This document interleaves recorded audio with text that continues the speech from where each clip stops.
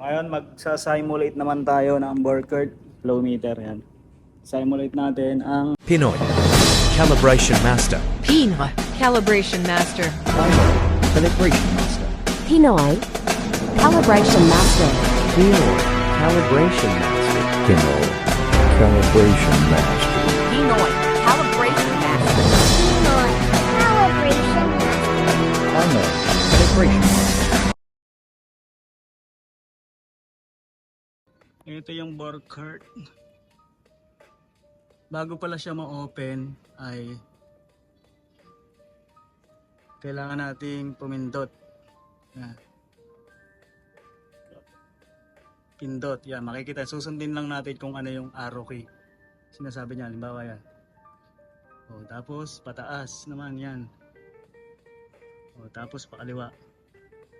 Tapos pataas ulit.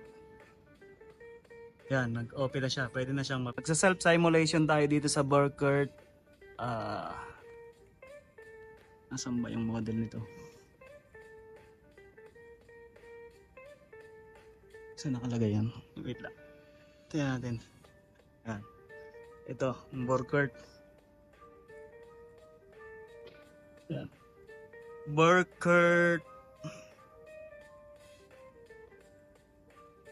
8098 Flow Wave L. 8098 Flow Wave L. Yan, magsa-self simulation lang tayo dito. Basahan dyan. Gusto nyo akong basahan? Ito.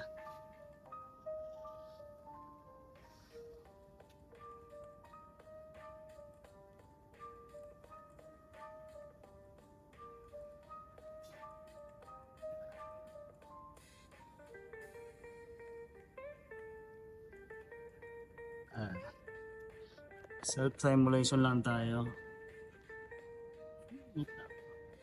Medyo mahirap. Wait. Una natin gagawin ay makikita natin yung view. Configuration. Hindi na. Baka bumagsak tayo. Yan, makikita mo dyan. Meron dito sa gilid na view 2. Ibig sabihin yan. Ayan, may tinuturo siya ditong arrow. Ayan. Pag kinlik natin yon, makikita dyan view. May dalawa yung view. Liter per minute, yung blow, volume flow at temperature. Yan, may nakalagay naman siya ulit dito sa gilid. View 3, ibig sabihin tatlong view. Tapos may sinasabi siyang arrow. Click lang natin, yan, tatlo. So, pag apat naman, ganoon din. Apat na view. Tapos kung ibabalik natin, yan, click lang natin yung pakaliwang arrow. Tapos may configuration dito. Pag nasa sa ganyang view na, yan, configuration, ibig sabihin, pindutin lang din natin yan dahil magsa-simulate tayo. Punta tayo sa configuration. Tapos configuration yan, ayan, makikita nyo dyan lahat. Output, display, general setting. Pero ang pupuntahan natin dyan ay output. Yung output na yan, check ang pipuntahan natin. Ito, check. Yan, check. Tapos punta tayo sa baba tayo. Arrow down. Check natin yan. Hindi pala check. Kakaliwa kasi maintenance eh. Pag chinek kasi natin yan, itong lalabas. Process value. O, balik tayo. Yung arrow na maintenance. Ayan to. May maintenance dito. Arrow. Kaya punta tayo doon. Arrow. Yan.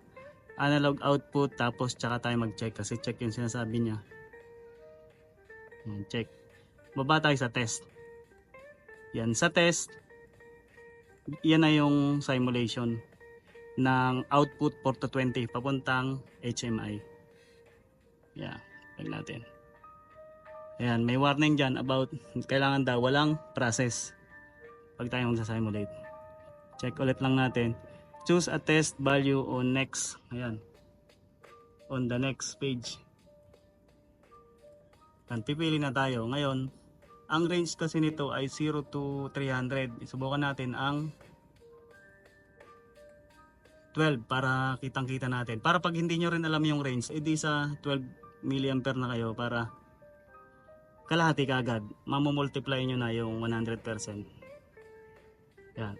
Tapos, pag nakatapat na tayo dyan, gawin natin, i-check natin. Ayan, magpupula yan. Ibig sabihin, naka-simulation mode siya. Tingnan natin doon kung 150 nga ang reading kasi 0 to 150 siya. Record mo nga doon. Naman po yung reading niya. 150.1.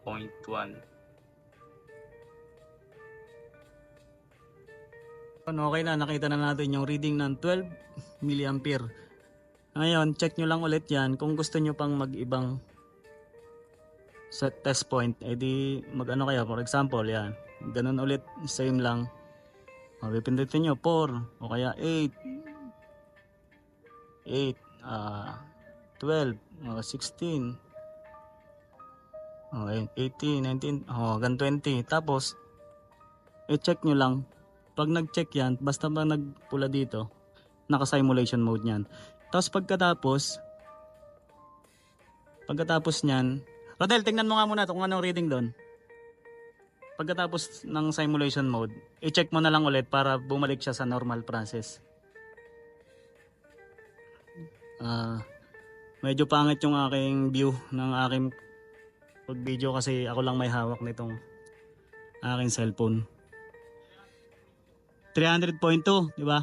Ayan, diyan ka lang. Tapos, i-check ko yan. Kailangan babalik na siya sa normal niya, sa 0. Ano nang reading dyan? Binalik ko na siya. Chinek ko ulit. Tas, ha? Sa dati na yon, normal na yon. Tapos, balik na lang ulit tayo sa view natin. Ayan. Ayan, naka 0 na siya. Okay, hanggang sa muli. Ang layo ng aming HMI. Nandun sa kabila. Nandito ako sa taas. Ako lang may hawak ng cellphone. Kaya, pangit ang aking pagka-video.